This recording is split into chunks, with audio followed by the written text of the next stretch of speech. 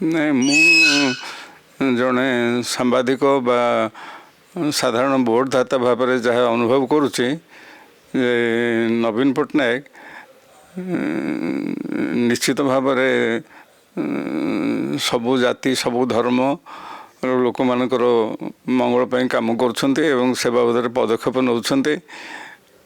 ମୋଦିଜୀଙ୍କ କଥା କୁହ କିମ୍ବା ଅନ୍ୟ ନେତାମାନଙ୍କ କଥା କୁହ, ସେମାନେ ନିର୍ଦ୍ଦିଷ୍ଟ ଭାବରେ ମାନେ ପର୍ଟିକୁଲାରଲି ଯେଉଁମାନେ ବିଜେପି ଲେଡ୍ ଷ୍ଟେଟ୍ ଗୁଡ଼ାକରେ ଯେଉଁମାନେ ସବୁ ବିଜେପି ନେତା ଅଛନ୍ତି ସେମାନେ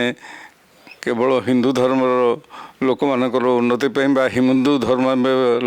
ମାନଙ୍କ ପାଇଁ ପଦକ୍ଷେପ ନେଉଥିଲା ବେଳେ ନବୀନ ସବୁ ଧର୍ମର ଲୋକମାନଙ୍କୁ କିଭଳି ଭାବରେ ନିଜର କରିହେବ ସେ ବାବଦରେ ଉଦ୍ୟମ କରୁଛନ୍ତି ଏବଂ ଯେଉଁ ଶ୍ରୀ ଜଗନ୍ନାଥ ଯେଉଁ ପରିକ୍ରମା ପରିକଳ୍ପ ନିର୍ମାଣ କଲେ, ଯେହେତୁ ଜଗନ୍ନାଥ ହେଉଛନ୍ତି ସର୍ବଧର୍ମର ସମନ୍ୱୟ ଏବଂ ଜଗନ୍ନାଥ ହେଉଛନ୍ତି ସମଗ୍ର ପୃଥିବୀର ଆରାଧ୍ୟ ଦେବତା ଜାତି ଧର୍ମ ବର୍ଣ୍ଣ ନିର୍ବିଶେଷରେ, ତେଣୁକରି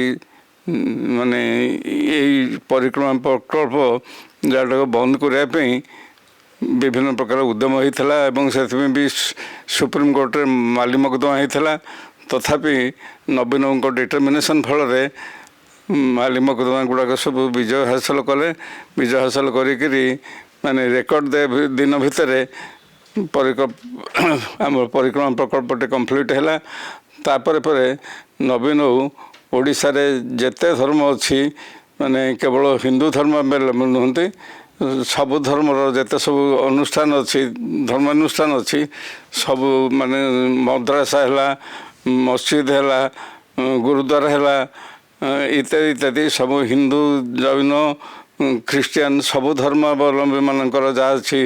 ତାଙ୍କ ଧର୍ମାନୁଷ୍ଠାନ ଅଛି ତା'ର ସବୁ ଉନ୍ନତିକରଣ ପାଇଁ ନବୀନ ଯଥେଷ୍ଟ ସହାୟତା କରିଛନ୍ତି। ତେଣୁ ନବୀନ ବର୍ତ୍ତମାନ ସବୁ ଧର୍ମର ଲୋକମାନଙ୍କ ପାଇଁ ସେ ଗୋଟେ ଆଦର୍ଶ ପୁରୁଷ ଭାବରେ ନିଜକୁ ପ୍ରତିଷ୍ଠିତ କରିପାରିଛନ୍ତି।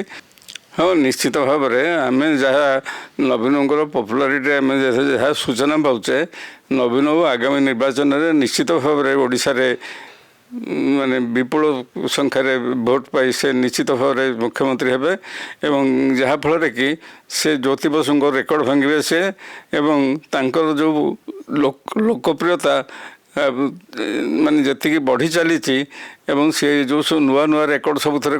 ସୃଷ୍ଟି କରି ଚାଲିଛନ୍ତି, ସେଥିପାଇଁ ମଧ୍ୟ ସେ ସବୁଦିନ ସ୍ମରଣୀୟ ହୋଇ ରହିବେ ଏବଂ ସେ ଯେଉଁ ନମ୍ବର ୱାନ୍ ଥିଲେ ବର୍ତ୍ତମାନ ସେଇଭଳି ଭାବରେ ନମ୍ବର ୱାନ୍ ହୋଇ ରହିବେ ଏବଂ ତାଙ୍କର ଯେଉଁ ମାନେ ଦକ୍ଷତା ଏବଂ ତାଙ୍କର ସୁଶାସନ ଏଇଟା ସବୁଦିନ ପାଇଁ ମାନେ ଅନ୍ୟ ରାଜ୍ୟମାନଙ୍କ ପାଇଁ ମଧ୍ୟ ଆଦର୍ଶ ହୋଇ ରହିବ।